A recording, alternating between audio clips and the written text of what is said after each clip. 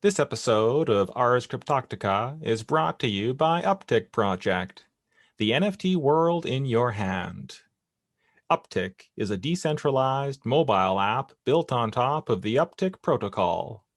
Manage your NFT-based digital assets with a focus on entertainment, sports, and the creative industry. Whatever your need for NFTs, Uptick has you covered. All right, welcome back to Ars Cryptotica. We've got a lot to talk about today. Henry, can you get us started? Sure. This is exciting. I'm especially excited about today's show because it kind of encapsulates the complexity and the profundity of the moment, and kind of also supports the notion of it being a revolution, a time of revolution in the financial industry, and a time of support for these sort of like micro revolutions around the world and forwarding social justice causes. We have with us today Charles Nader. Let me introduce him first. Charles Nader, the CEO and founder of Doc.com. This is a company that I have been working with for years. I'm very well acquainted with their mission. It's one of the most noble projects in the crypto space, and what it does is, well, you know what? I'm going to let Charles talk about Doc.com as well. But so we have here Charles Nader. Thank you for joining the show today. Also, he's going to introduce Devon, who is his partner in crime over at Valor Labs and Cultural Icons. Let's welcome Charles Nader to the show. Thank you, Charles. Well, thank you very much, and it's a pleasure to be on. You know, I have a lot of love for you and for John. Thank you so much for inviting me. I'll tell you a little bit about what Valor Labs is and what Cultural Icons is.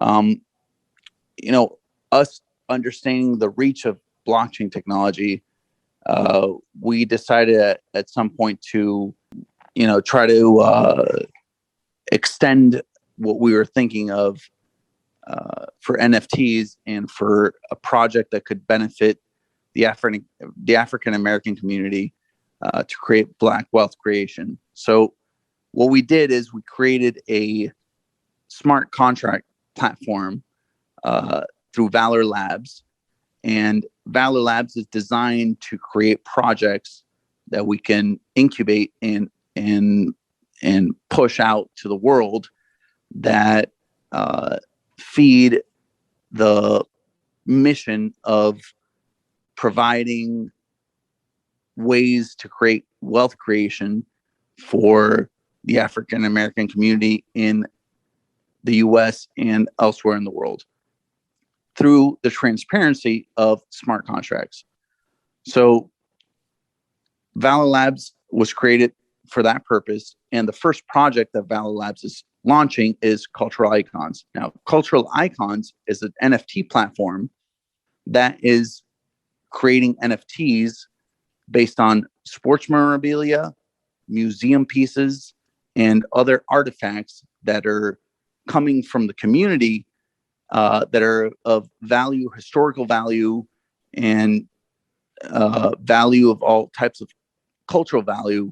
And we're doing this in a unique way through 3D scanning, through the same kind of scanning that the Smithsonian Institute uses for artifacts, but holograms, etc. We're doing this in a very unique way and creating artifacts, digital NFT artifacts through 3D scanning of not only sports memorabilia, but museum artifacts, etc. to, you know, offer something different to the NFT space. So that's the first project that Valor Labs is launching. And, you know, we're very proud of the fact that we have people like Penny Hardaway involved to create the first NFTs for Cultural Icons that are, you know, historical artifacts from NBA, special NBA games. And, you know, we have museums involved and things like that will be creating NFTs of these artifacts that have historical significance. So that's what Valor Labs is, and that's what Cultural Icons is. If I think Devon's with us, and he's the CEO of Valor Labs, and he can explain a little bit more of what we're doing. Yeah, thanks, Charles. Thanks for having me on the show. Really exciting time to just honestly be alive and to be an observant and a participant in this space. The cultural icons specifically, it's a very fun story on how it kind of became a thing and where we are now, this trying to redefine what memorabilia means, from the athlete or entertainer to the fan / the consumer. So as you guys know, sports memorabilia has been extremely valued over, time period. There are these moments that are extremely iconic.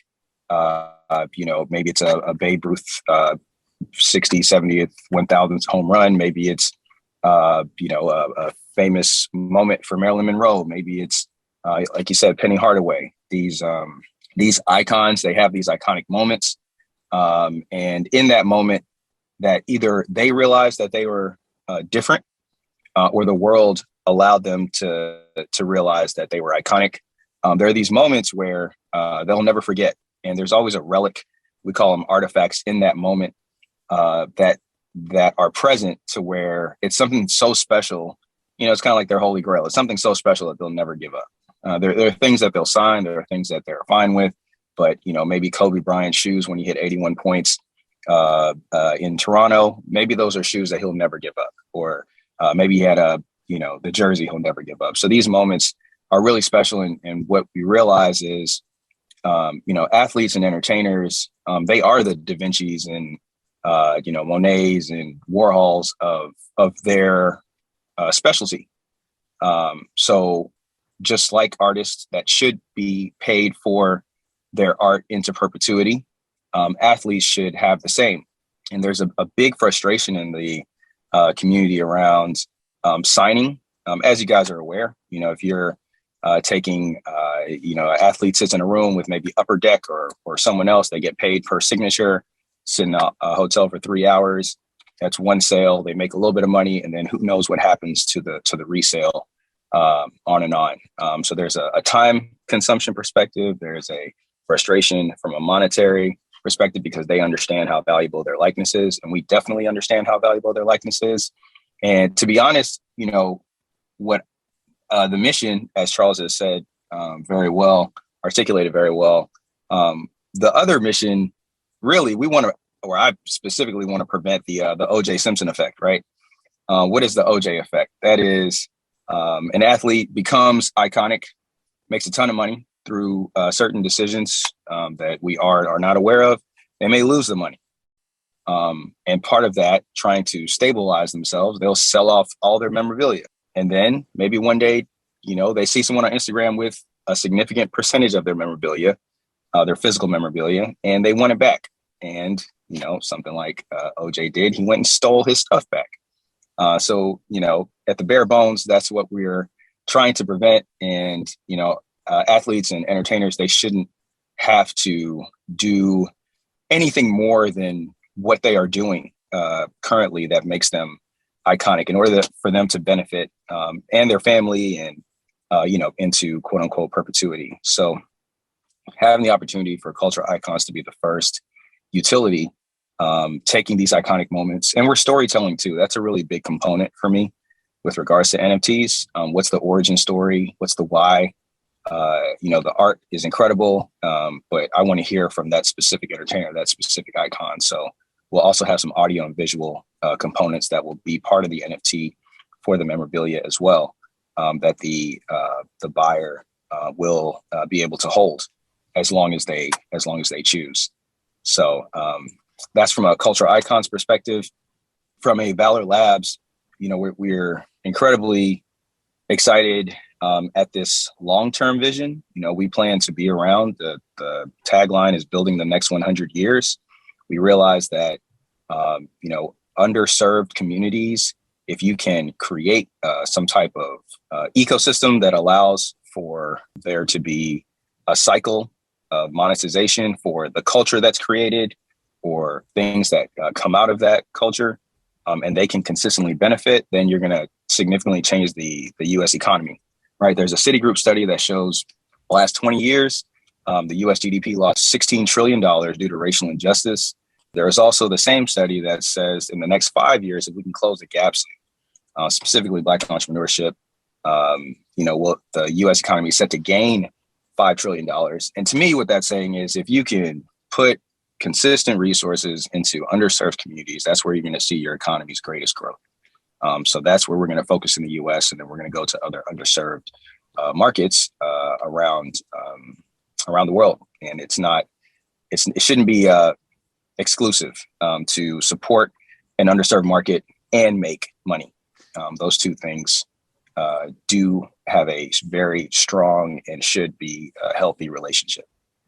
Now, you have set a fire to a lot of ideas that I had been milling over since an episode that I had with a fairly renowned social justice advocate and Black and brown bodies rights advocate on the show. I encourage you to listen to that episode.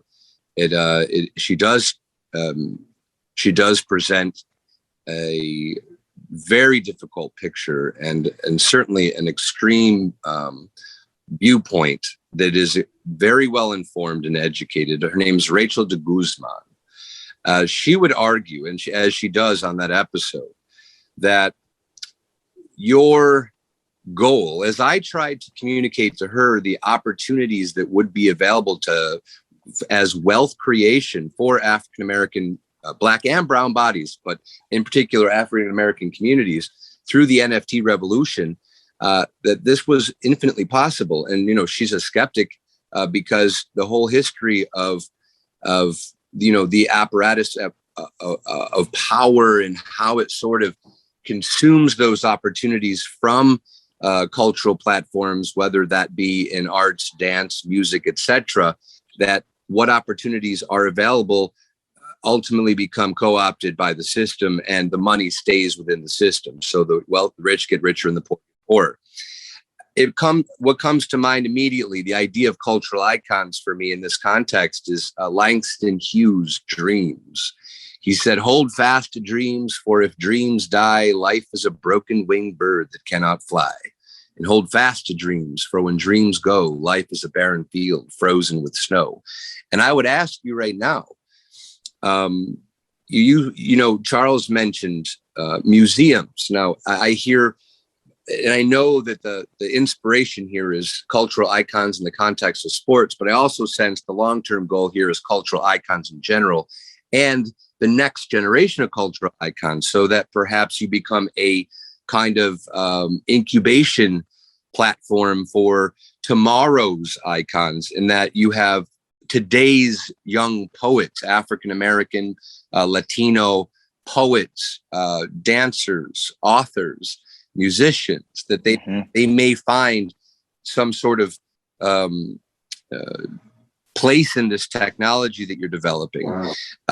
I'm thinking about the monetization of imagery of protest. I'm thinking about the monetization of the poetry, spoken word, slam, etc., that you find on YouTube that isn't monetized, that these young, brilliant, socially active protest, social justice warriors that are laying their hearts, it's all blood, guts, and pain and suffering, and it's coming through their artwork.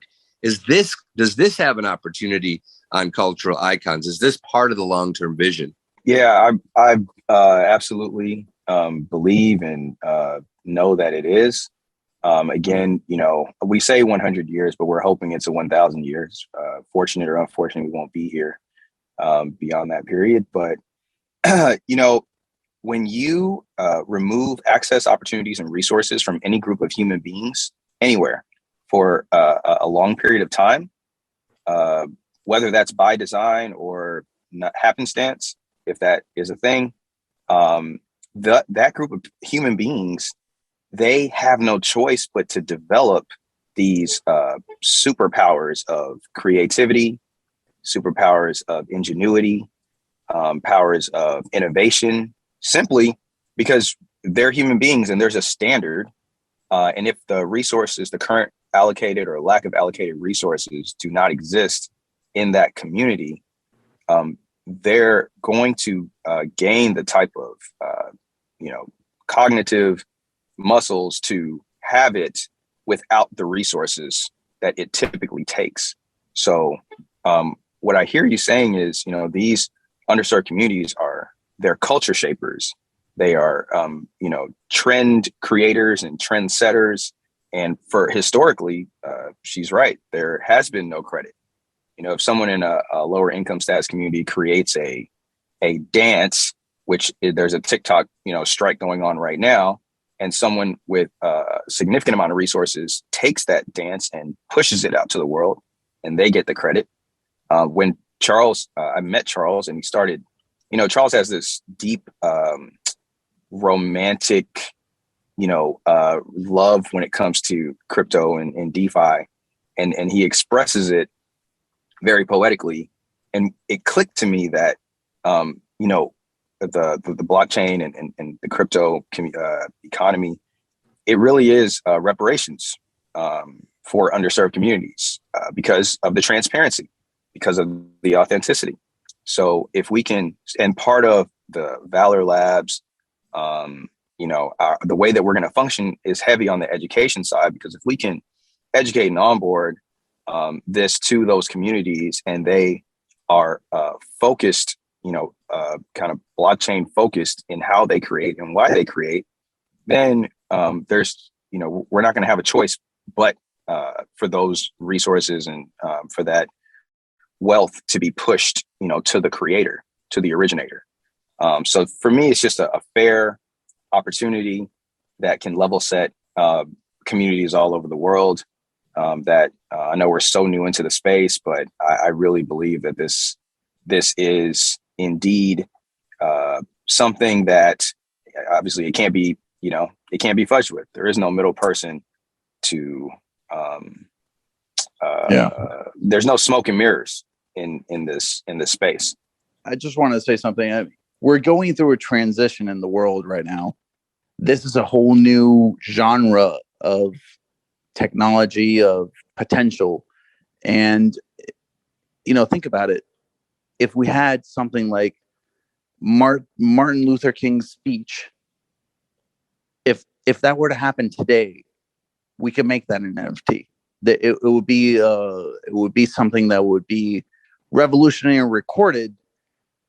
And, that's the kind of stuff that we know we can do these days. And because of, that's the kind of things that we're looking for, not only museum pieces and stuff for cultural icons, but, literally cultural icons, iconic moments, iconic objects.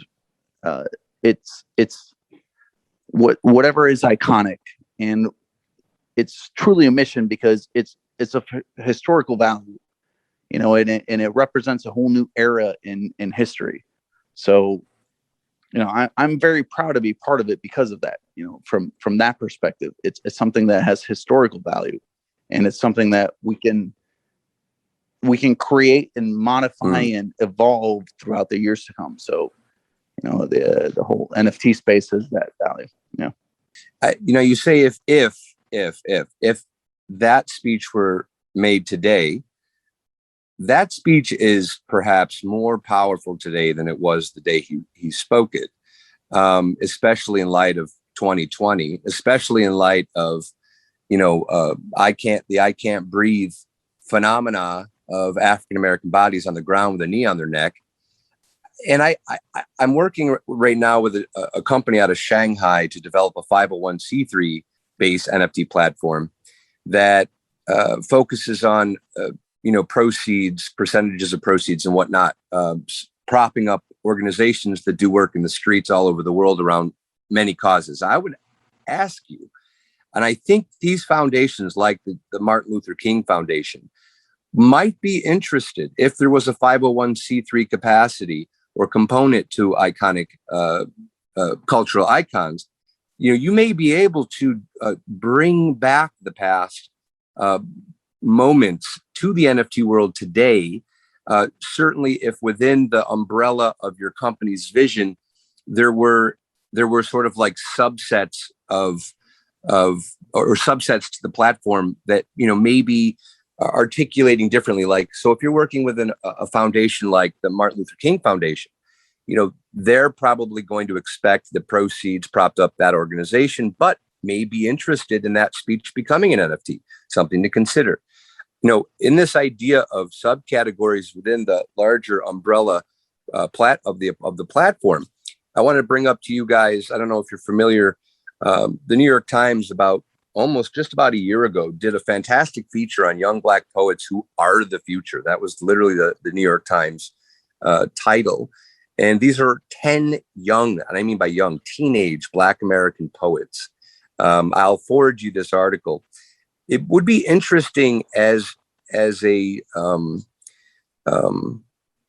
subset of cultural icons to think about tomorrow's icons in this way. These 10 young Black American poets, as outlined in great detail, the millennials and the generation coming up behind the millennials right now are radicalized and sensitized to social justice causes in ways that young people in this country have never been. I mean, you can go back to the Vietnam War, and there was social unrest and protest, against that war. Certainly, protest against wars goes back to probably as far back as human history. But what if you guys have a think tank of these young Black American poets? Take this just as a subject, as a concept within your platform. You reach out, you bring in these 10 American poets, and they have their own group somewhere in the cultural icons menu drop down is this group. They have they become a movement, and that movement is associated with cultural icons. That could happen also with every aspect of the arts. You can look at the young, African American, Latino American artists of the day who are spearheading change for the better future of humanity. So there's lots of that stuff going on. I was wondering if stuff like that was in your wheelhouse or in your vision. Yes. First of all, thank you for sharing that vision. I don't know if we have to pay you for that. Charles, do you want to kind of discuss our nonprofit component to Valor Labs? Definitely. Valor Labs, as a decentralized finance platform, a DeFi platform, it's designed to provide an automated fashion of resources to charities and to organizations that are in line with our causes, with the causes and the mission of Valor Labs. So, that part of the proceeds that we generate automatically are sent through a smart contract to wallet generated specifically for anything that is related to cultural development and the pursuit of wealth creation for the African American community, and anything that really contributes to the advancement of education and benefits to the community. So it's definitely part of the project. I think there's a grand avenue of things that we can do. There's not only education and things like you were mentioning, Henry, like poetry and things like that we can transfer to this new world that we're entering into. But there's just a whole assortment of things. The cool thing is that we can make we can create new value that's tangible and that's publicly verifiable, that's created from the community, and we can now make it tangible for people to actually hold that value. And the fact is that there's so much that we can do. There's so many combinations of things that we can do. Not only music and art, but just financial models. There's many ideas that we can actually translate to this new format. And that's what we're looking to do with it, because in the end, we're trying to encompass all the cultural aspects of the community, to try to cover everything. So we're just beginning with it. We're just in the beginning stages, and there's so much we can do. Just with regards to you specifically mentioning the poets, I believe and I know that the NFT space in general will catch up fairly quickly. But a major part of cultural icons is the art of storytelling. Storytelling is an art within itself. It is deeply valued, especially when you're connecting it to, the artifact or that relic or memorabilia. So yes, to have storytellers in the way that you mentioned that can capture these moments in history is extremely valuable to the world and is valuable to cultural icons. So to put this into perspective, poetry on the blockchain right now is not even an afterthought. There has been a movement locally and lately that was sort of spurred on by the NFT influencer artchick.ether. She's one of the more well-known in the space, plus 100,000 followers on Twitter. She does move the market a little bit, at least as far as who's collected and not. A little background: I'm an artist. Charles knows this, Devon, and recently I actually finally got my invite to work through Foundation. That it's all going very well, but I'm very interested in poetry on the blockchain, and just as a sort of like proof of concept, I have written a book over the last 16 years called Wtf America, and it's really kind of look at the decline of the social structure at the hands of the decision making of the powers that be, and its global imprint and impact. And it in a certain way is sort of like sounding an alarm through the investigation poetically of the fall of America or the American Empire. And this is happening. We're being eaten alive from the inside out.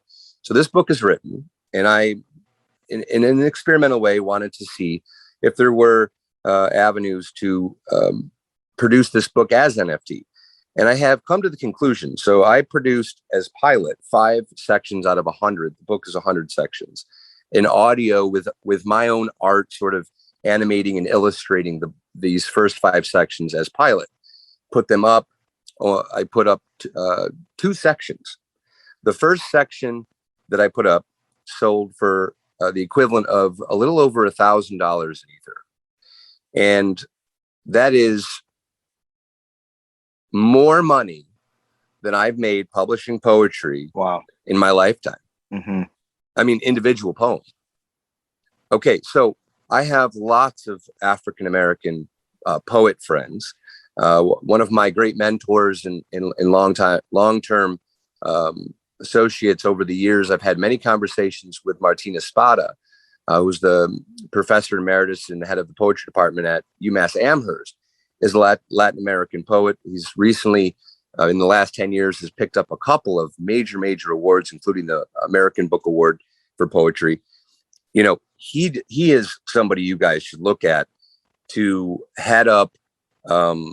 He's a lawyer also by he has a law degree. He's a practicing lawyer, and his entire practice is focused on impoverished populations and helping those types of people. But his poetry is second to none.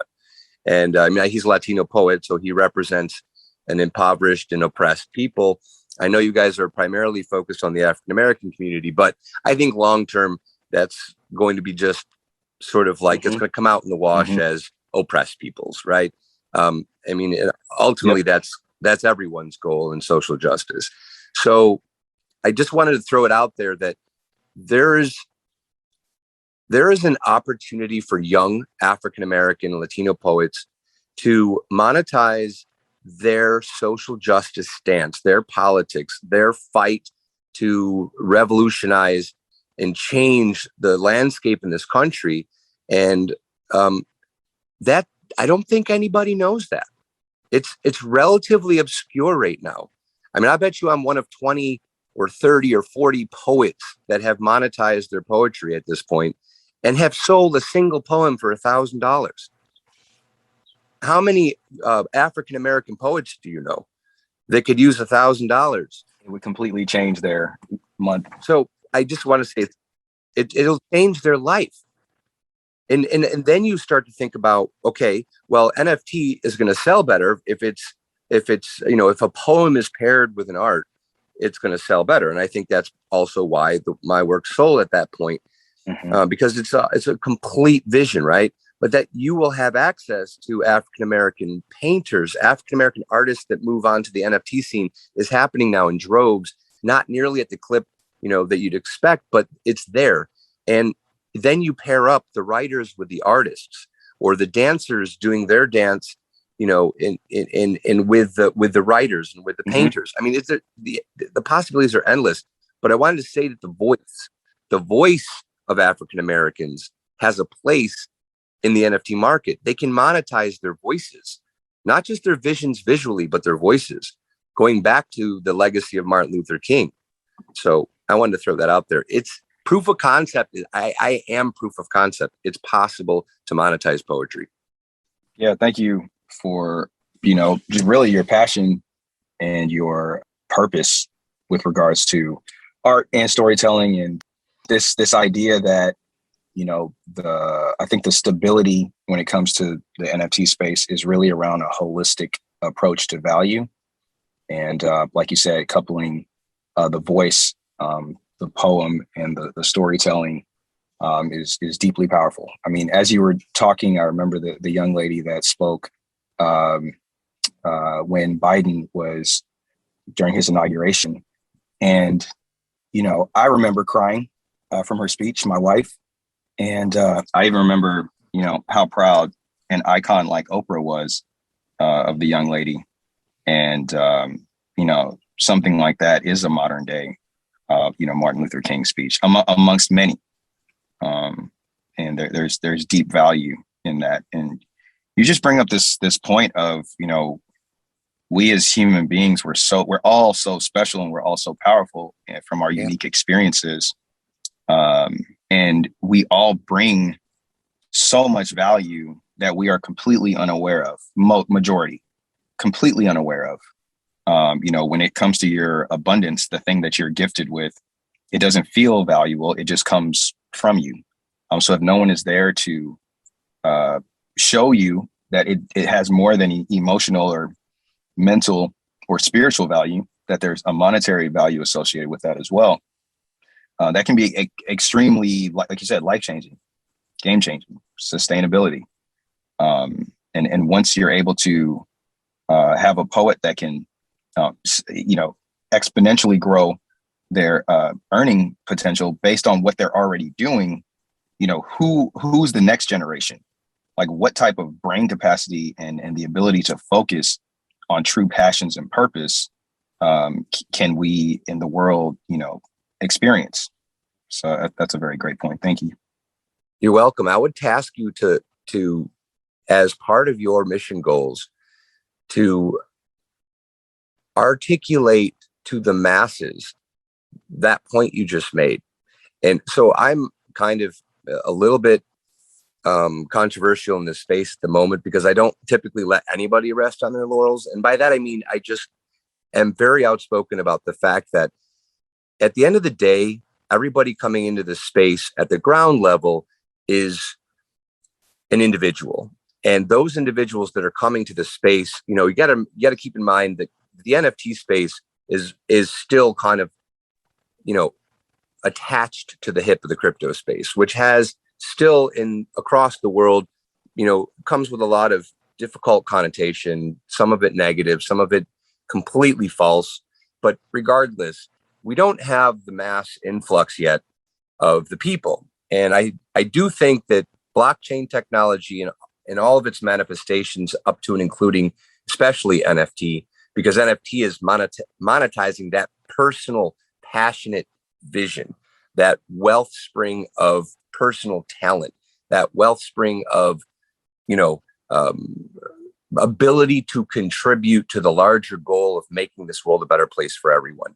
And I think when you talk around the water cooler to anybody at work, around the dinner table on Sunday with your family, cousins are over, uncles, aunts, when you have those conversations at the barbershop, those conversations, they rarely don't dig down into what's wrong and how can we fix it. And everybody has an opinion, but nobody has a platform until now. Here we have a platform for everyone. And there is no middleman to say you can't have it. All you need is a wallet. Right. So I challenge every company that I talk to be that company that spends a certain amount of dimes on articulating that every person, you can be, you can be homeless right now. You can be a squatter, off a Times Square that's scribbling down your poetry in a little scrapbook that you found on the curb, you know what I mean? Or on the back of napkins from diners, and that you only need, access to a public library computer to, set up a wallet and go there whenever you feel like it to, upload and monetize your vision. Do people realize that? Do the homeless realize that they can actually utilize a library to monetize their personal passion and vision if they have one? And I would point out that throughout the history of art, there are a great many examples what they call the outsider artists that were discovered most often posthumously, or during their lifetime, they were poor and propped up by, people who knew something was special about them, but they never had an opportunity to monetize their work because the system never allowed that. And yet here we are at the beginning of a beautiful time period where there's a system in place that can monetize anything for anyone. And now, again, cream will always float to the top, and meaning matters. And we're not saying here that everybody's going to be an icon because of the technology, but we're saying that there are a lot of lost icons. There are a lot of misplaced and displaced icons of the future that don't know this opportunity exists.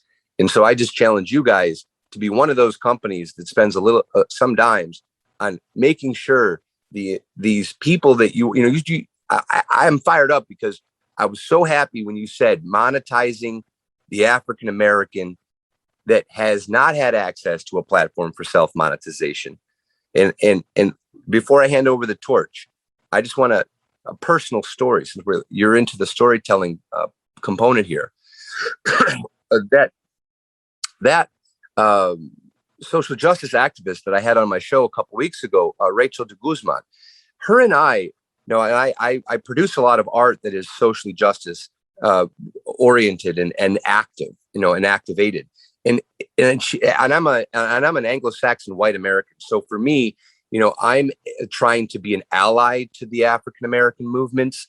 I cannot lead, and that's something that she's very passionate about. As a white American male, especially, I cannot lead in any sort of commentary on the Black experience. And I get that and I appreciate that, but I can be an ally. And so over the last 5 years, I have put on as many shows in support of Black Lives Matter since its inception through her curation. She runs a lot of art organizations. And but after the Baltimore riots, I had put together about 100 works in a very short frenzied period of time that I wanted to bring that show to Baltimore. And we couldn't do it because I was white. And then she wanted to do stuff locally that was, I'm an ally. I'm not an African American. I can't lead.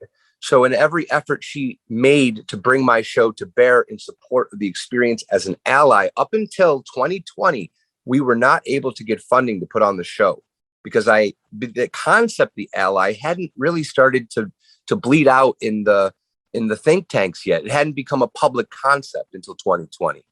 So now all of a sudden you also have the opportunity for allies to come and help African Americans in what way is respectful. Okay. And so, but I do have a show now, finally, as an ally. It's an allies show. And we're working on that for the fall. And one of the things that I'm going to do in that show is I'm going to do a live action painting with a very good friend of mine who he's an African American who's brilliant and passionate and politically active and a dishwasher, because he's an African American who isn't secondarily educated, regardless of his talent, regardless of his intellect, his IQ, whatever he could bring to the table. He's a dishwasher for that reason.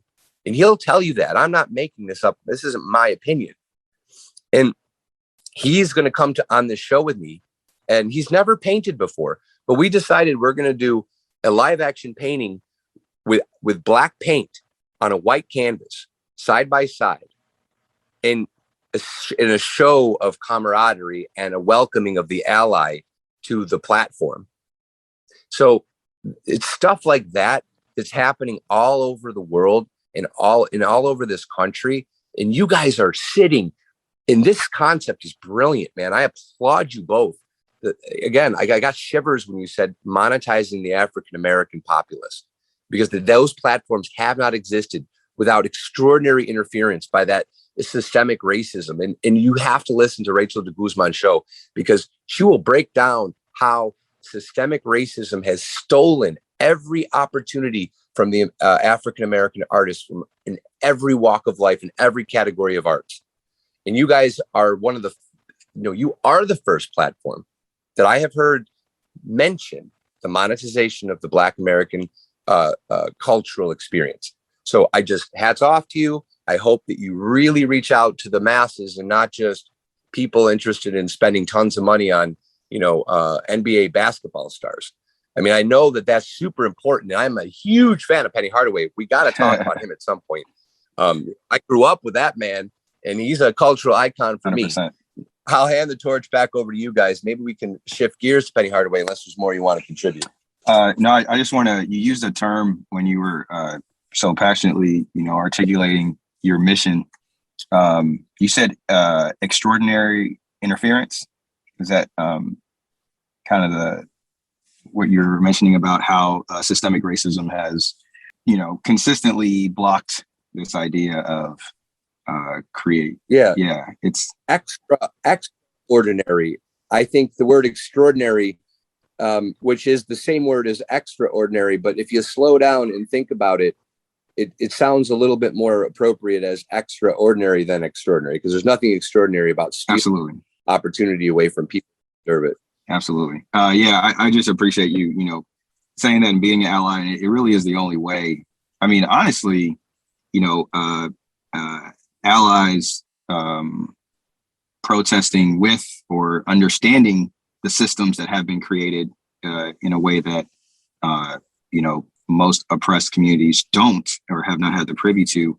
That's how we create change. And, our new ally is, blockchain technology. And our newest ally are smart contracts. So like you said, there is no middleman that can interfere in that. So I, applaud you and appreciate you for being an ally. And, even I'm in Houston right now. I went to Rice University, which is, Ivy League school. And it may have been 4 years ago, we celebrated 50 years of integration. And in the actual, I'd say the unsmart contract of Rice was it being a place where African Americans were never allowed, period, point blank period, to be educated. And about 55 years ago, there was a group of student body and along with professors that created this protest. And, they're the ones that understand the outward, the optics, and the inner systemic ways to create that type of change. So without allies like yourself and them, the opportunities for oppressed communities to receive what they've earned, or having opportunities to learn at similar levels would not exist. So I'm grateful for this new space. That's why I'm so fired up when Charles, so we can transfer kind of to the Penny thing after this, but when Charles, the way he speaks about this entire new phase of technology and life, things click to me in ways to where I was already on a path, and then technology shouldn't be the thing that makes you. It should be the thing that scales your vision or your service. And I said, this is it. I was like, this is really it.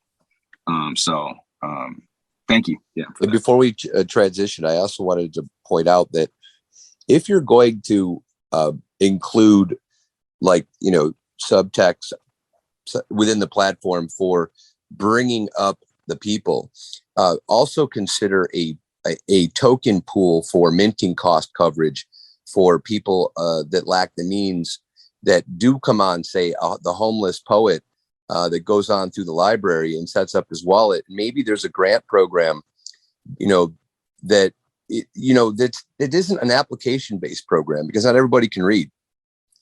That is just, if you cannot afford, to mint your poem or your artwork on our website, on our platform, then you know what? Here is a pool for minting costs that will offset your lack of means.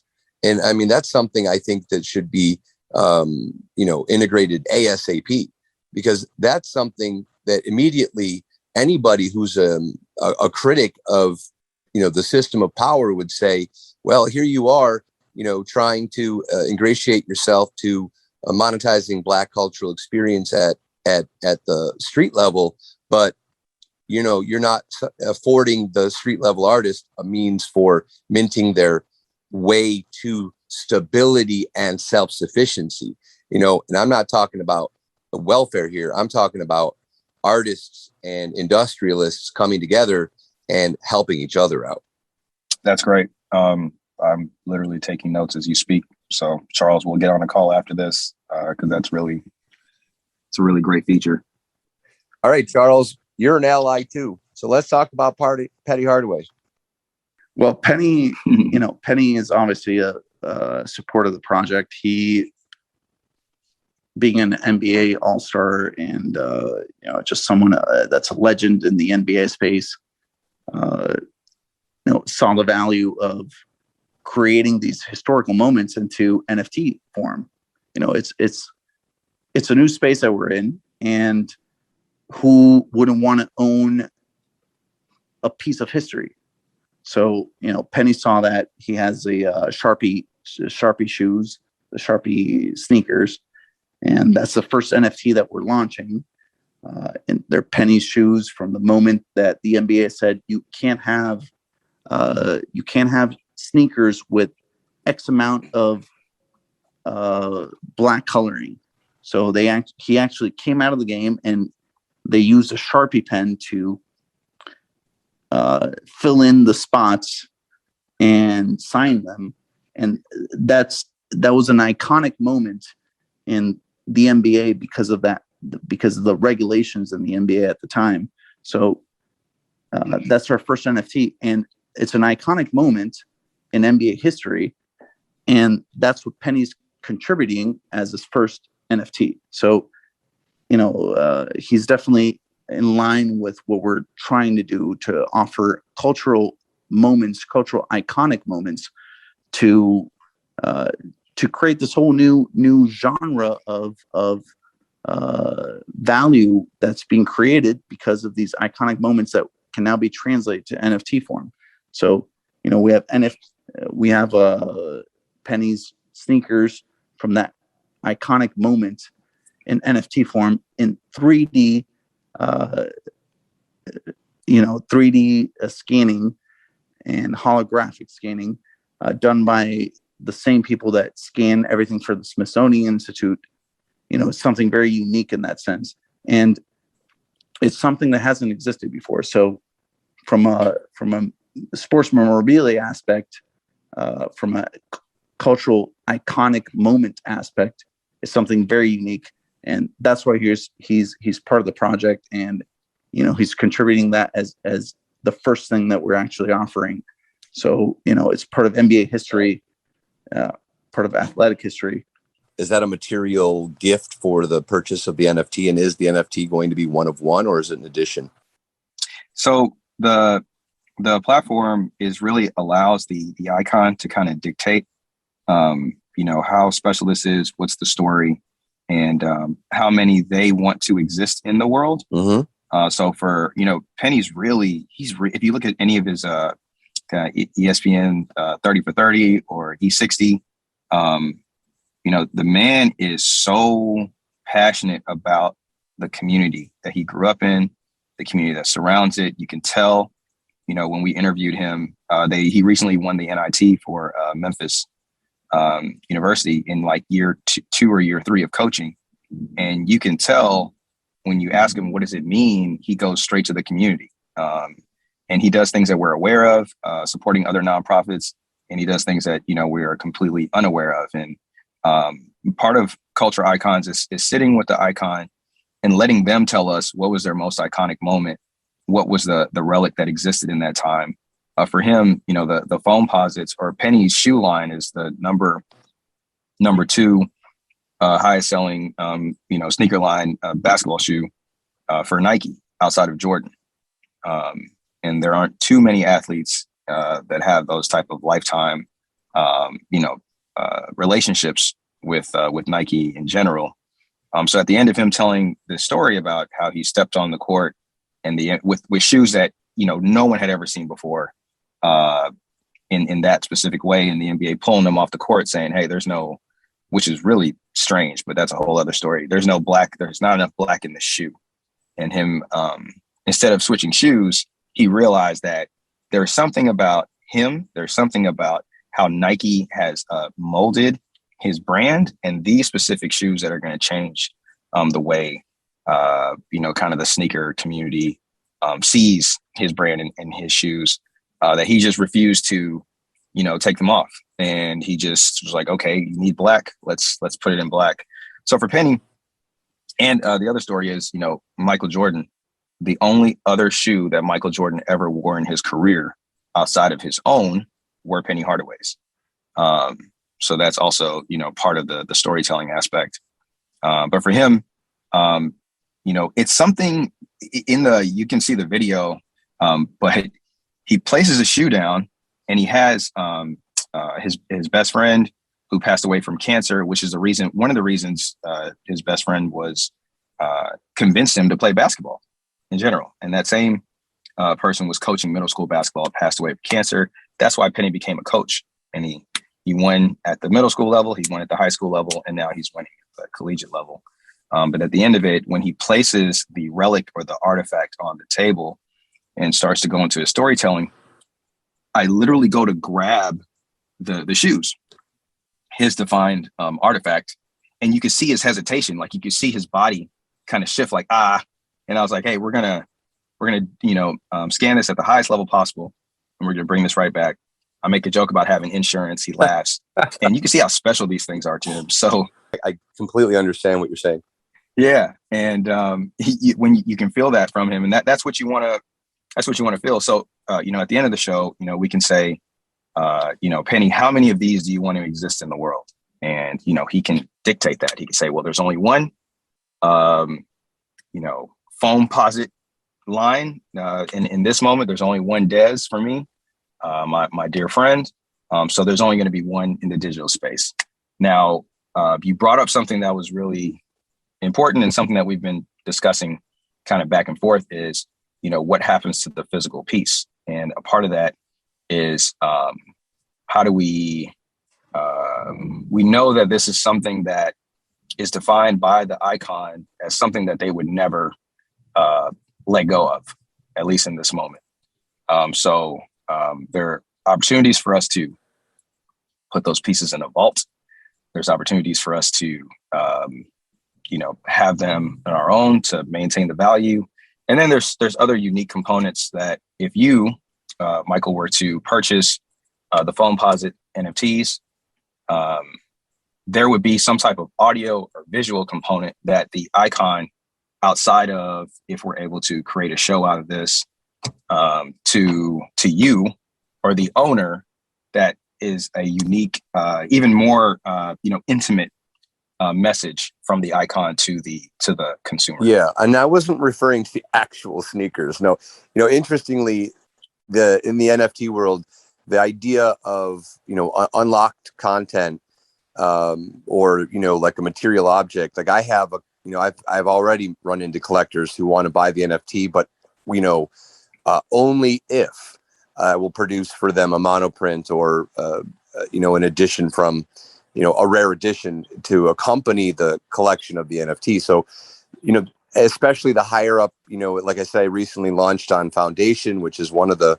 more elite top organizations for NFT arts in fine arts anyway.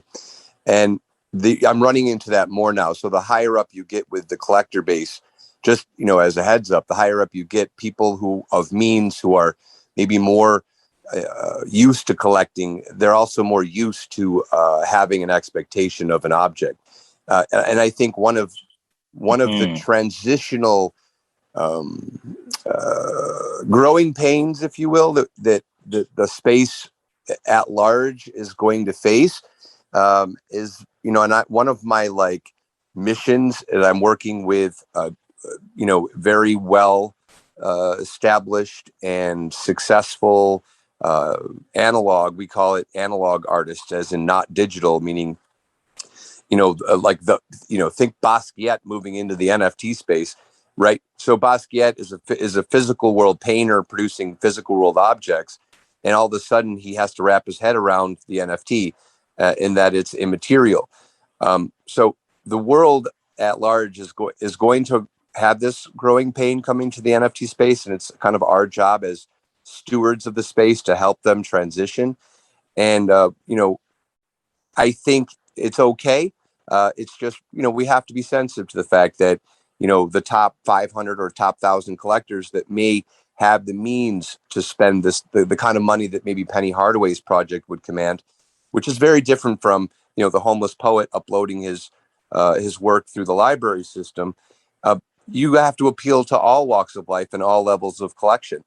And I would encourage you, as I have other NFT platforms, to devote a space within your platform for the collector himself, meaning there should be a gallery area where collectors are sort of praised and adorned, had developed their own profiles, that the profile landing page isn't all about the creators. And that's something that across the board in the space right now, every single platform has ignored the collector as somebody to be praised, somebody to be put on a pedestal of profile page, somebody to have their own landing page with other collectors where they can feel special.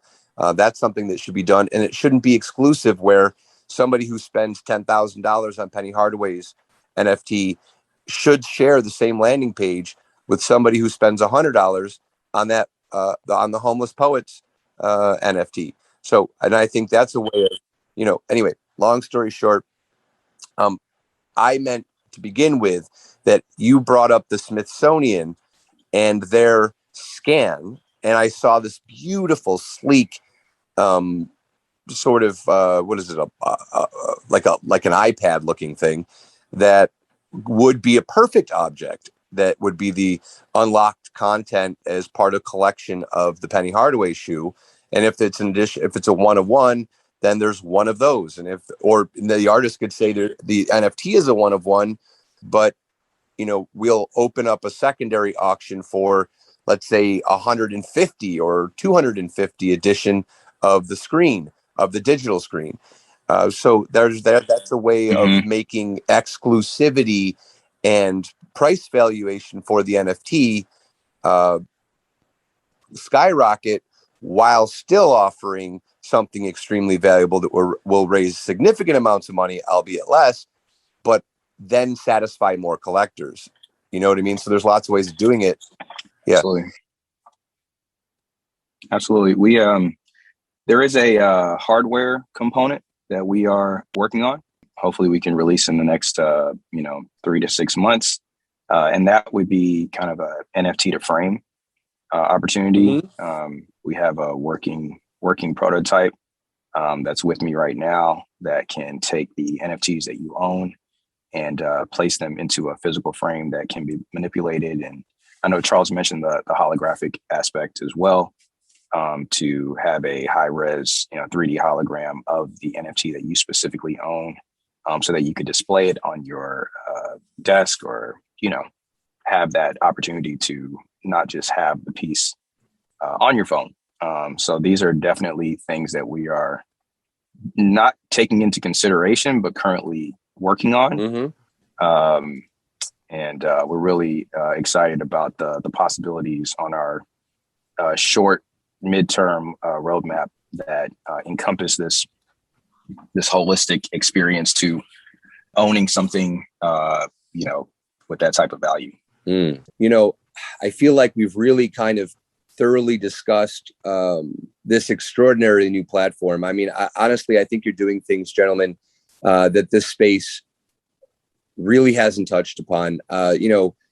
Social conscience work is, man, it's never light at heart. And I'm really proud of what you're doing. And I know that you're partnering with Charles Nader, Devon. It speaks volumes because, I mean, Charles knows my story. I came to doc.com in the effort to promote what his mission, and that, he was seeking to provide mental health care for those people who could not afford mental health care.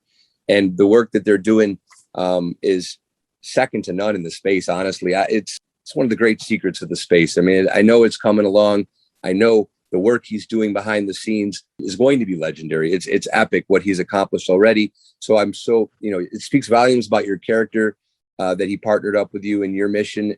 I am 100% behind it. You guys are welcome to come back on the show anytime you want to give us updates about the project and where it's going, what it's doing. If you want to bring on, your artists, you want to bring on sports figures, whatever you want to do, we're here to help support what you're doing, because I love the cause. And let's shift back now to doc.com, Charles, if there's anything you wanted to add about that, because I know, these projects for you are inseparable. They're all mission-based. They're all working for the people, trying to, solve injustices around the world. So how do you want to link these projects together?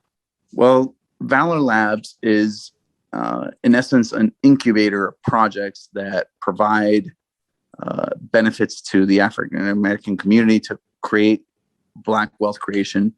And doc.com's purpose is to provide free basic healthcare to the world. So, combining these things has benefits to the community and has benefits to society in general. And healthcare has always been I would say a mutual incentive to benefit humanity and just anybody in general. Aligned with what we're doing and taking advantage of blockchain technology and cryptocurrencies, we can now take advantage of decentralized finance and automate the process of distributing dividends and benefits in regards to MTC to whoever stakes Valor in the staking pool. So we create a staking pool, which means that you can generate interest from staking. There's fees that are distributed to the stakeholders, and the revenue streams coming in from cultural icons and other projects that Valor Labs is generating. Those go directly into the staking pool. And part of the process that's automated through smart contracts is that you get MTC back from staking Valor, VLR. So that in essence is a benefit through to VLR by offering MTC as a token that can be used within the doc.com platform to provide healthcare services or to be used within healthcare services that doc.com provides. So not only can you use VLR in exchange for MTC, but you also get it if you stake VLR, and all Valor token holders are getting doc.com memberships included just by participating in the VLR crypto economy. So it's a benefit not only from an investment standpoint, but also from a utility standpoint. It's something that adds value to the utility of Valor token, and also is in line with the objectives of providing, an additional benefit in the form of healthcare to all the community that comes in through the Valor token. So, we're trying to add value wherever we can, and doc.com is has always been something that I would say is fundamental. Fundamental things like healthcare or finance, things like that. If we don't have health, we don't have a life, basically. I mean, health is above anything. You can have a lot of money, but if you don't have health, it doesn't really matter that much. So, through doc.com services, we adding this to the VLR token and to Valor Labs. It's a good match to add value to the whole Valor Labs proposition as an initial stage and additional stages to go.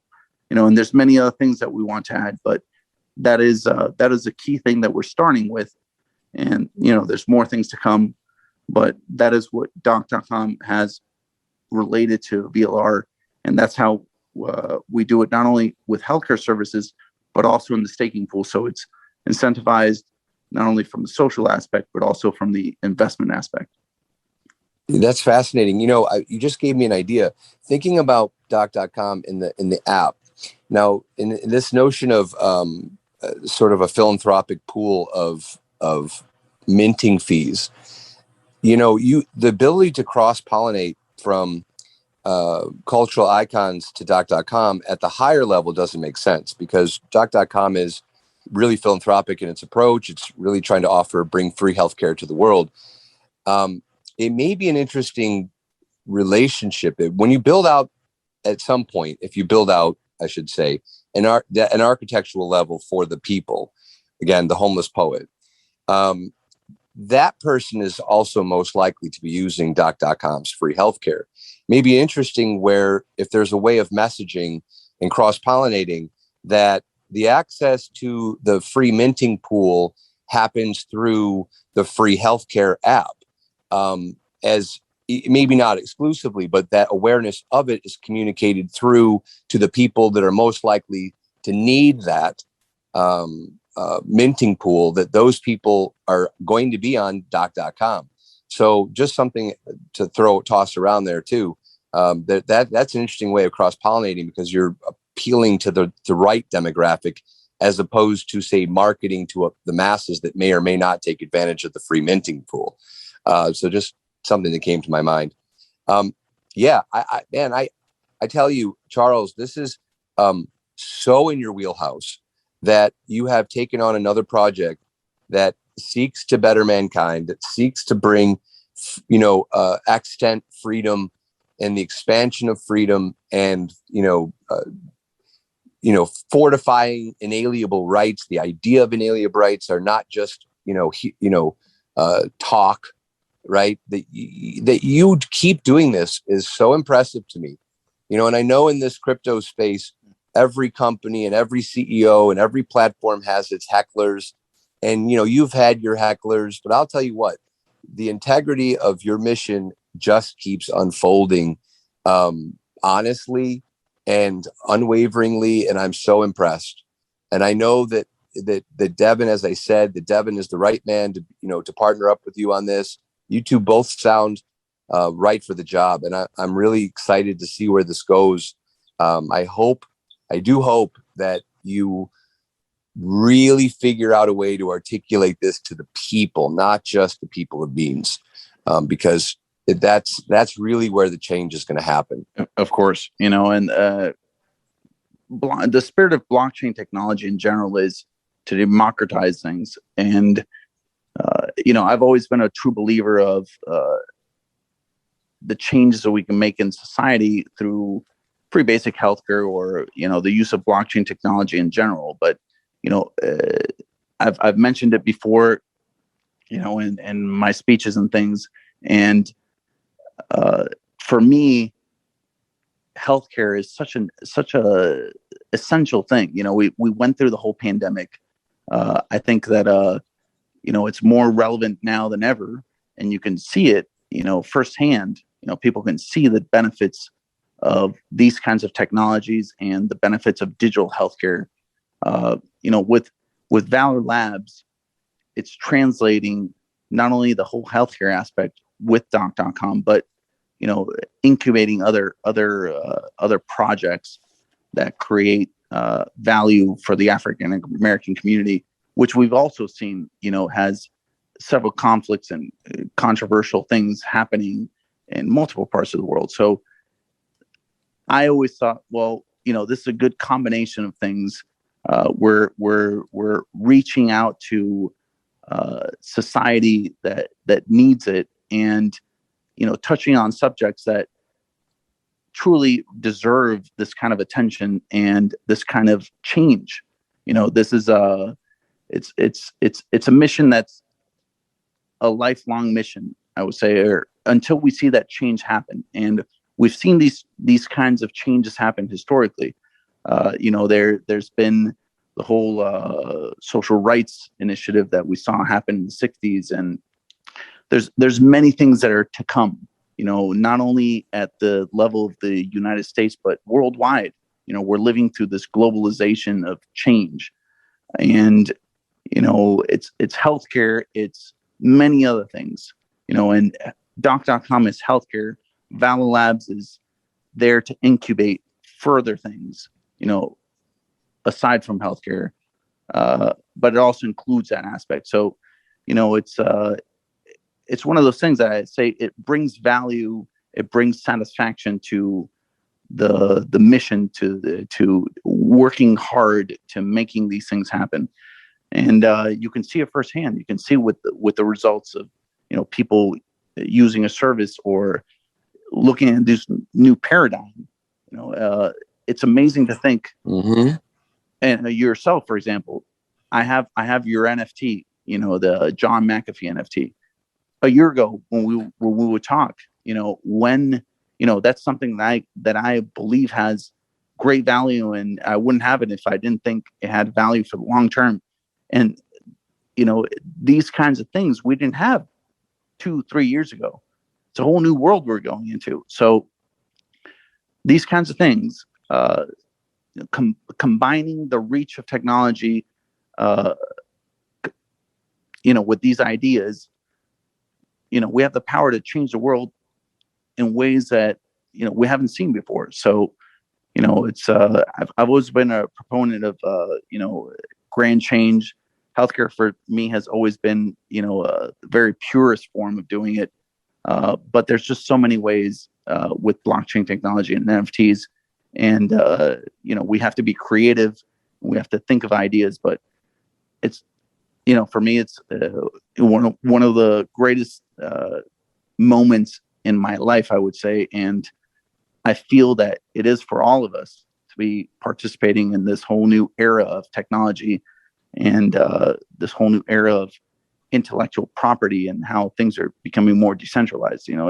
It's wonderful to see, because I know that eventually we'll see a lot of government processes change to this format. We'll see a lot of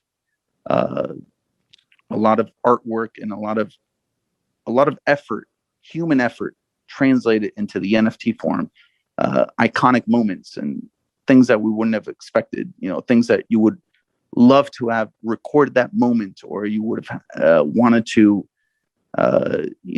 have that artifact from that single, historical point translated to something that could last generations. And that's the moment we're at right now. So you mentioned a lot of stuff, Charles. I think amongst us, we know what we're talking about, but I'm afraid the listeners don't know some of the terms. So like you mentioned MTC, if you could just briefly explain what that means and how it can be used, and maybe just explain the Doc.com app a little bit more. I'm afraid some people aren't that familiar with it. And also maybe the life chain, if that's involved. Sure, definitely.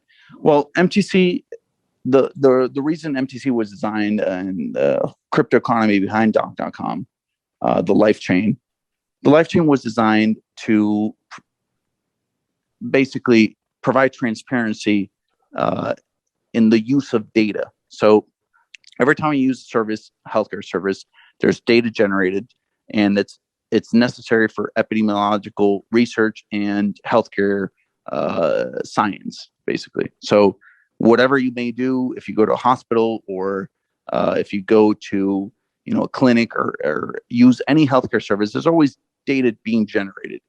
And a lot of people don't know this, but there's always some sort of saving or transfer of data when you use a healthcare service, no matter where you go.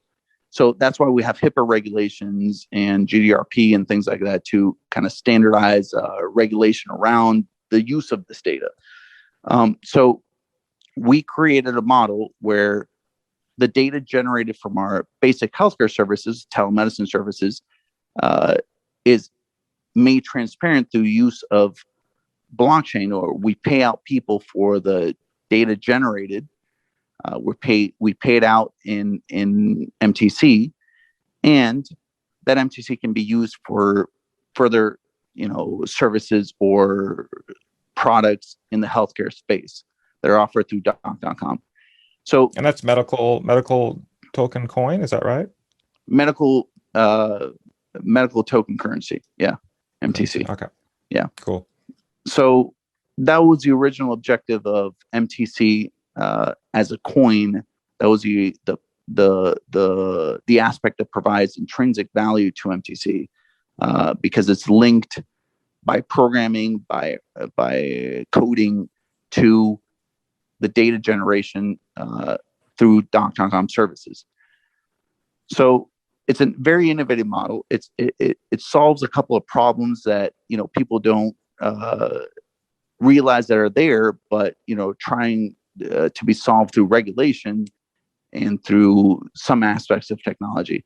But here we can use blockchain technology to kind of solve both things, paying for data and also being transparent about the use of data. And that's the benefit of MTC. So you use a healthcare service, there's data generated, you get paid for the data generated, and there's transparent visibility as to what data was generated. And you can solve that with blockchain technology. And that's what MTC is. That's the purpose of MTC. Now, you can add value to that through decentralized finance. And if we would have asked us 3 years ago, we had theoretical options of what we wanted to do with decentralized finance. But in essence, decentralized finance is what Wall Street does. It's adding value through financial models, adding economic value to monetary instruments. And that has a very positive effect when you're trying to do that with things that have good utility or utilities that are positive in regards to how society uses them. So with decentralized finance, you can take that the value created through a utility like MTC, for example, through the use of healthcare services, and you can now offer, fees through staking, and that adds value to it because if you stake MTC, there's fee generated that's distributed to the stakeholders, or you can do indexing of the coin itself, with other smart contracts like Wtf does, and you can do multiple decentralized finance models or features that add value to it, add economic value to it. And that creates more scarcity and more demand. And that's something that we've lived through with Wall Street, with Wall Street and all the financial world. So, banks have always done these kinds of things to multiply value, investment vehicles. And we can now do this with decentralized finance, with DeFi models. And so we're combining these things so we can provide more free calls for people, using the same decentralized finance model. We're channeling part of the revenues generated from the whole decentralized finance model to the causes that we believe in. And that's something that's publicly verifiable and viewable with Valor Labs and with doc.com. So it's a DeFi project, but it's taking advantage of smart contracts and decentralized finance, DeFi contracts, to make this possible and make it more transparent and something that we can be proud of and say, look, we're not telling you, it's happening. You can see it. It's real time and it's transparent for everybody. And that's the kind of world we're going into now, that we can take advantage of these things to really transform the world. So, it's decentralized finance, doc.com with MTC, Valor Labs with VLR, combining these things with decentralized finance models allows us to get to this additional kind of value creation that can be translated to, benefits that we can see in real time with people, So. And let me make it really simple. Having been with you from almost since the beginning, what are you in now? 24 countries? Am I correct in that? Or have you reached out into any additional countries? 24. With doc.com? Yeah. 24. So for my audience, and are you, how many states are you in now in the United States? 35 states. Okay. So just put this into perspective for my audience listeners that in 35 American states and in 24 global countries already, and just throughout this tumultuous roller coaster ride of, the birth and rise of crypto economies, this company, doc.com, which is one of the shining example of real-time use cases, is now available for free doctor, not, nurse, although nurses are participating in all this, but you can download the app in 24 countries in 35 states. You can push a button, sign up in about 7 seconds, push a button, and in a matter of seconds or minutes, a doctor will answer your phone call and help you in real time. And that is, in most cases, for free. Certainly where it needs to be free, it is free. And, I suggest that anybody who is a savvy crypto economy-based company investor to look and do your own research, but look into doc.com. Their work is noble.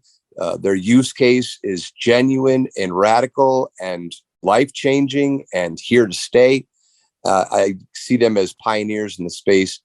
And I have personally used the app in real time to see that it works, and it does. So I wanted to get that out there.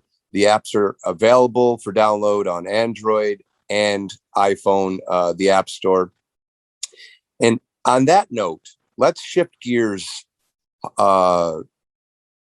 somber note as it might be. We lost one of love him or hate him based on his profound personality, his really radical charisma, Mr. John McAfee.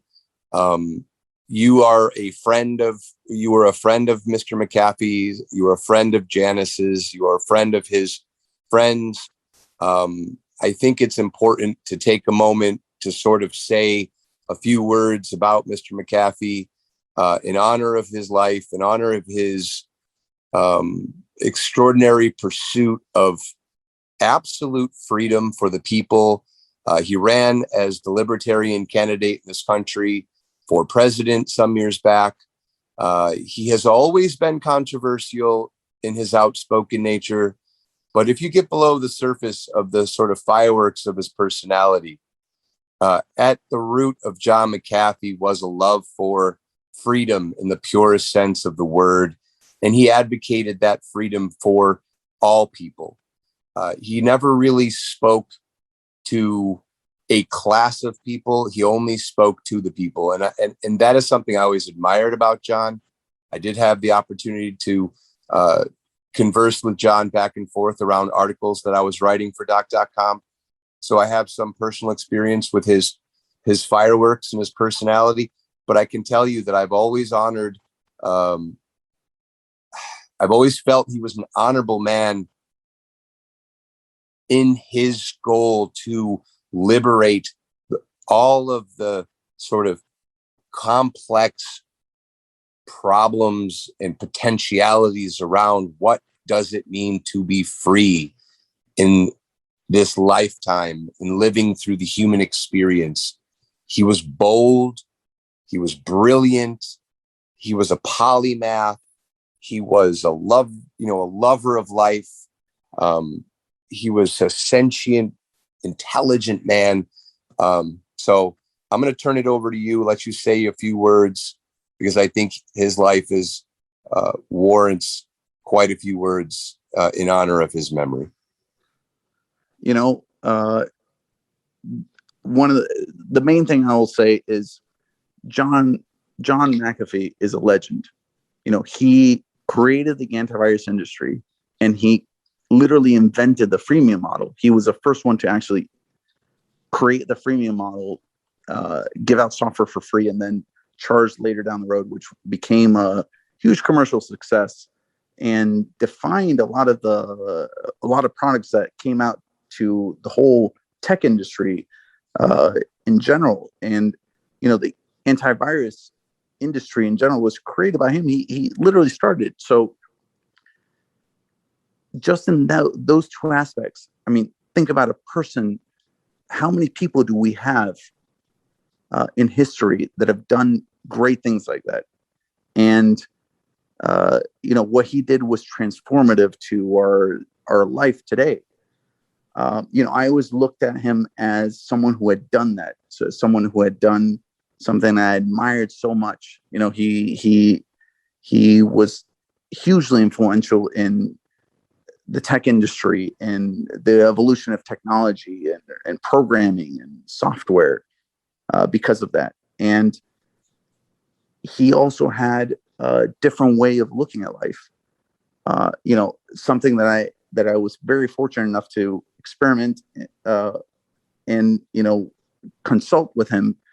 I remember so many talks, and I remember thinking the moments I was with him, sitting down, and I would just start talking about things, and we would go into these deep talks and go down rabbit holes of just multiple subjects, life and technology and science and multiple things. And I remember the first time that happened, when we first went down the first rabbit hole, the first time I met him in Dallas.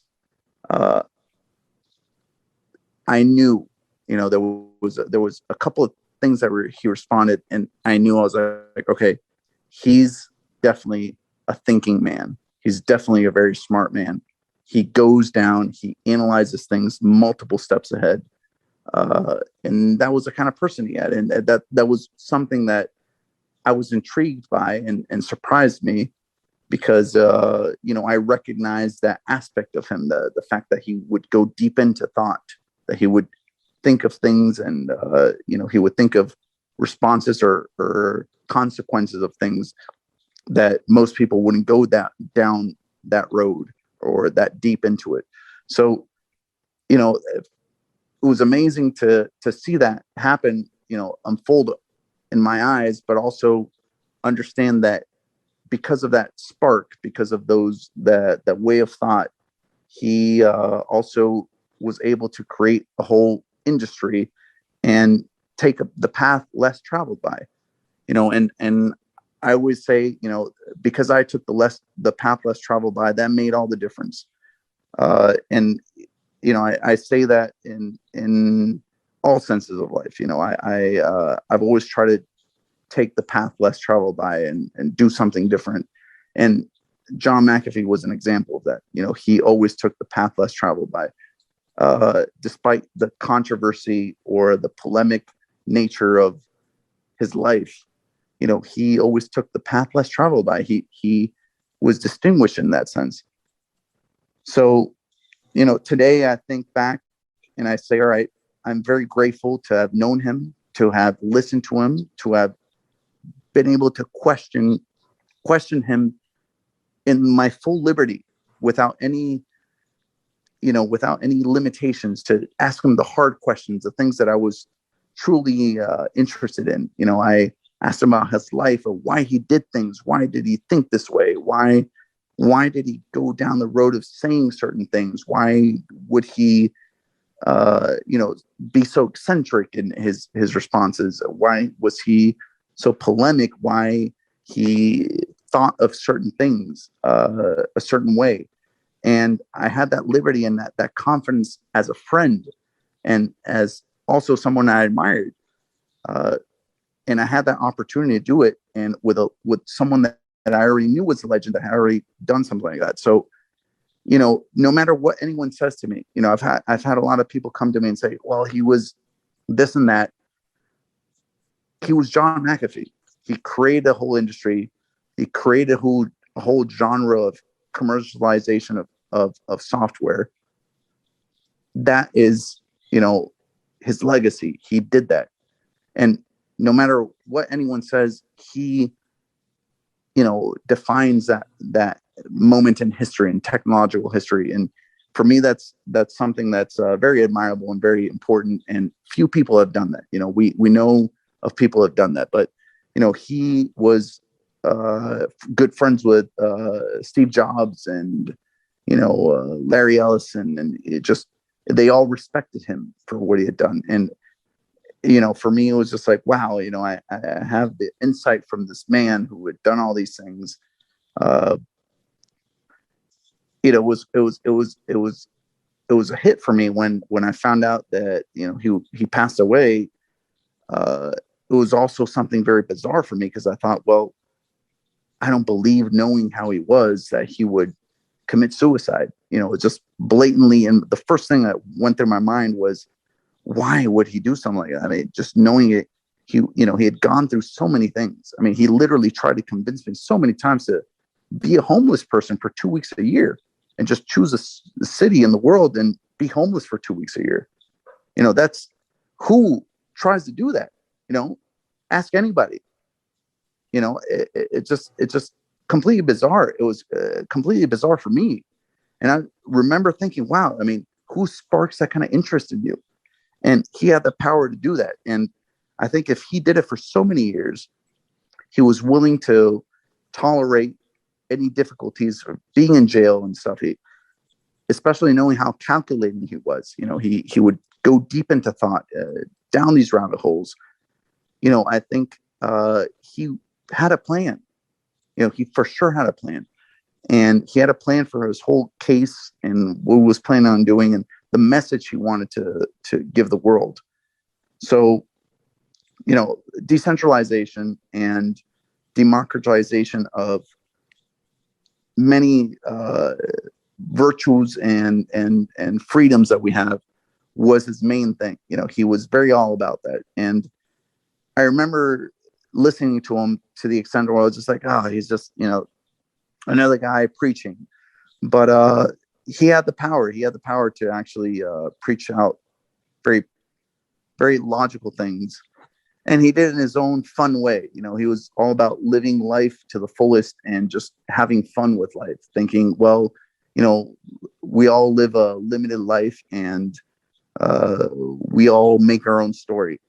And he was making his own story.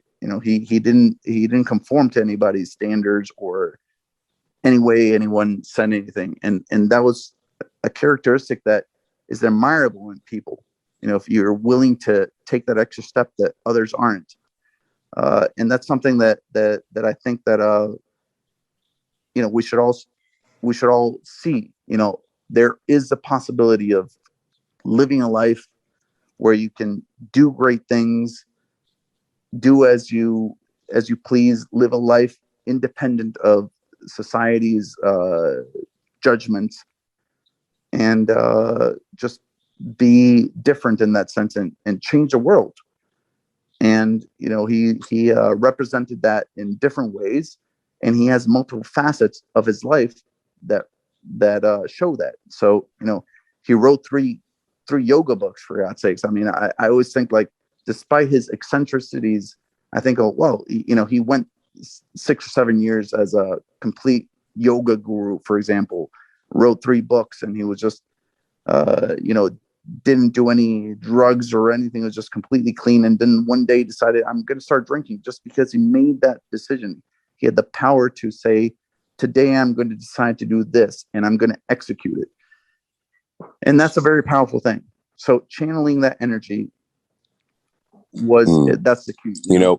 Yeah. Let me say something about that. And I also want to add to this conversation. I think it's very important. And it's a personal opinion that no man who is loved as deeply as he was loved by his dear Janice would ever take his own life. And no man who loved a woman as he loved her would take his own life. Because, there's something Shakespearean about the notion that a man would take his own life because he couldn't be with a woman. But even Shakespeare would have, and he did, write that last scene with them together. And I think John McAfee would have written that last scene together with the love of his life. And I want to say that for the love of his life. And I also want to say, because you just mentioned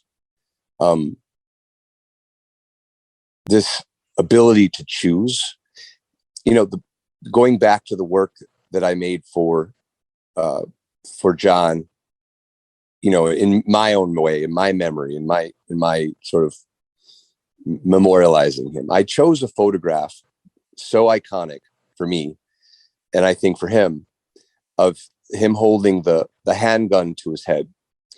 And the reason I chose that photograph, and I knew it would be somewhat controversial to his closest friends around the timing of what had happened, but I think that John would have wanted that photograph to be used. And I'll tell you why.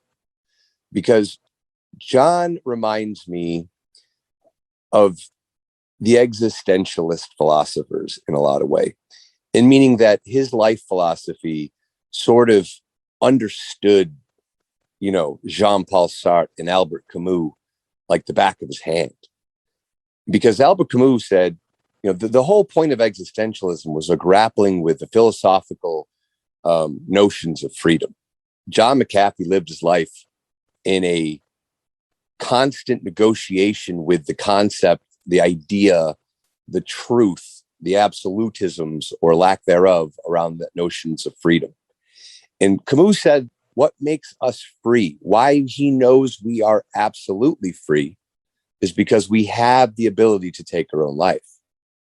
But it is the greater truth about freedom is that we would choose not to take our own life. Because that encapsulates freedom. Because freedom is something that only exists for the living. We're not made free by our dying. We're made free by our living. And in the photograph of him holding the handgun, I always felt there was a cynical nod to the existentialists. And there was something kind of,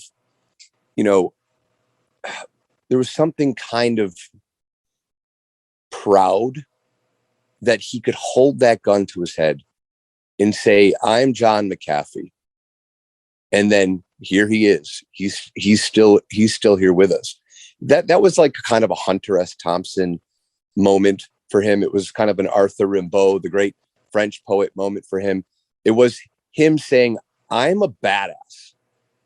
I'm John McAfee. I live and die for freedom, right? He didn't die in that cell.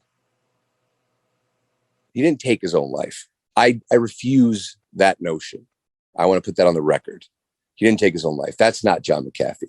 John McAfee is that cynical, bold badass that held that gun up to his head in that photograph that became so iconic, that would never have pulled that trigger. Because to pull that trigger is not an example of absolute freedom.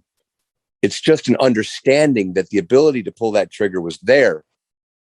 That's what sort of enforces the notion of freedom for the living. And that's what John McAfee is, man.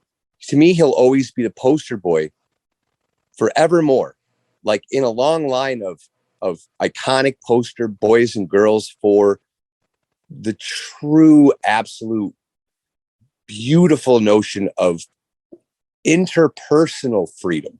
There's collective freedom, and then there's interpersonal freedom. Collective freedom is what we're all fighting for as social justice activists. We're fighting for one nuanced aspect of freedom at a time, right? We're fighting for the rights of Black Americans to not have knees on their throat, right? That's the collective freedom that everybody fights for.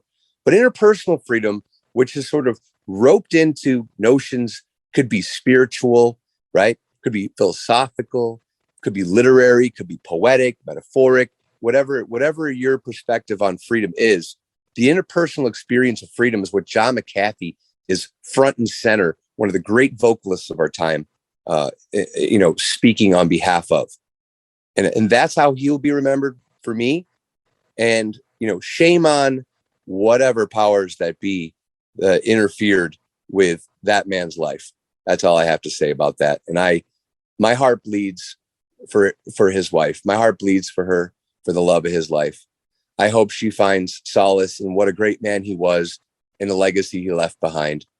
And that legacy will only grow over time. And that if ever this world is a freer place, one of the iconic images that the world will remember then, looking back in history, will be John McAfee. I believe that. So I just want to say that in closing on my behalf, words for John McAfee. May he rest in peace. God bless. And moving back to today's episode, I want to say again, thank you from the bottom of my heart to yours. I even feel a little bit emotional about your work. And you know that, Charles. And now, Devon, again, welcome to the family of workers for a better humanity. I don't know your life story, but I know your life present and the work that you're doing. It's extraordinary. I'm honored to have you on the show. If you guys have any closing notes, I'll open the floor up to those now. And I look forward again to perhaps future episodes where you give us updates on your great work. I've got one thing to clarify. Is it Devon or Devon?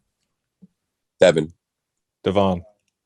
It's Devon, but no worries at all. Just wanted to clear that up. All right. Anything else? No, I'm grateful for that platforms exist like this. I'm fairly new into the communities, and to know that the type of passion, both from a technology standpoint and an impact standpoint, exists in a way that we've never experienced before, is very beyond encouraging.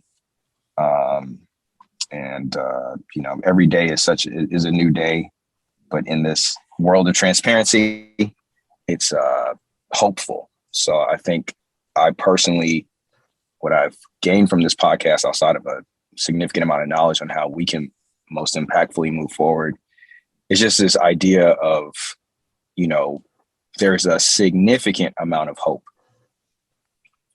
because of what exists now. So it's just very affirming. So thank you for having myself on this platform. Our pleasure. It was great having you.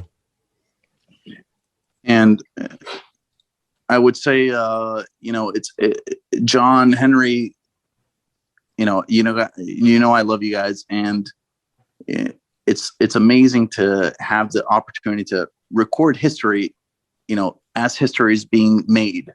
I think we're living through this moment, and these are the kind of things that really push technology forwards and benefits for humanity in general, forwards. NFTs, cryptocurrencies, blockchain technology. We're living in this transition for humanity that is very wonderful. It's got many benefits that are going to result in not only a lot of value generation, but very great things, very good things for humanity in general. So, I appreciate you guys inviting us to the podcast. Congratulations on it. And, it's a pleasure to be on. And, I look forward to seeing how this all evolves. Okay. Well, let's wrap it up. Any other comments, Henry? No, I think this was exhaustively perfect, and I can't wait to share it. You know, whether this is on the record or not, I can't stress enough, Devon, that the ideas, however noble and however full of humility, that this space holds in potential, it is at great risk of being co-opted, consumed, and destroyed by corporatism and consumerism and greed. And so situate yourself in your soul for a good fight that, you know, this won't happen because we want it to. It happens because we make it happen. And I like to use the metaphor in the notion of the evolution of the technology from social media platforms, which we have our Facebook, our Twitter, our Twitch, our Instagram, our TikTok, whatever. What has been the revolution of the last 5 years for talking heads and mouthpieces and sermons on the mount and bullhorns and the kind of, you know, cynical asides about, yes, well, I'm an activist because I made a tweet today about the injustice. Well, that's the last 10 years. The next 10 years, because of blockchain technology, is transitioning from words to actions, right? What is being fostered now by your platform, by many, many platforms, is the opportunity for the activist, for the poet, for the artist, for the philosopher, for the politician, for the passionate, homeless, you know, thinker. Every human being on earth has the ability now, because of this technology, to act, not just to talk. And that is so precious. And that aspect of this transition from speaking to acting is something that I really think needs protection. And it needs advocates and stewards that realize that it can be co-opted by greed to become just another consumeristic, capitalistic by design, you know, category of asset management and growth and wealth for the rich already. I don't think we could ever take our eye off that ball. If we do, it'll get dropped. Somebody will push it out of our hands because there's somebody everywhere that wants to push the ball out of our hands. They don't want this to become a platform for social change, for social good, and for justice and for action. They don't want that. They want it to be the next way to make money. And I'm not saying making money is bad, but I'm saying if the making of the money stays as it has forever in exclusive elite circles that are cunning and will figure out how to keep the majority of the money in this space to themselves, then we've failed. So as you build your platform and you consider your vision and how you can make it manifest, never lose sight of that fact. Thank you thank you. That means a lot. I know you're speaking from a historical, factual aspect, and I appreciate that kind of commission. That deeply resonates. Well, we're off the record, so you guys, thank you for everything today. I'm so excited to follow your project. I am. If there's any way I can participate, man, just let me know. I want to be a part of it, because as I was a part of doc.com for all those years, and I still am, and I'm a fiery, but I can find a way to be helpful if you need it. Always, Henry. It's always been appreciated, and thank you for so much for the support. And same thing with you, John. Thank you, guys. It's a privilege and a pleasure to participate in what you guys are doing, and also know that we have the support and understanding of what's to come and the potentials of what we're doing. So it's wonderful in that sense. It's a great pleasure to be in this journey together. All right, guys. Well, thank you very much. Have a good one. Thanks a All lot, right, take guys. care. Night, guys.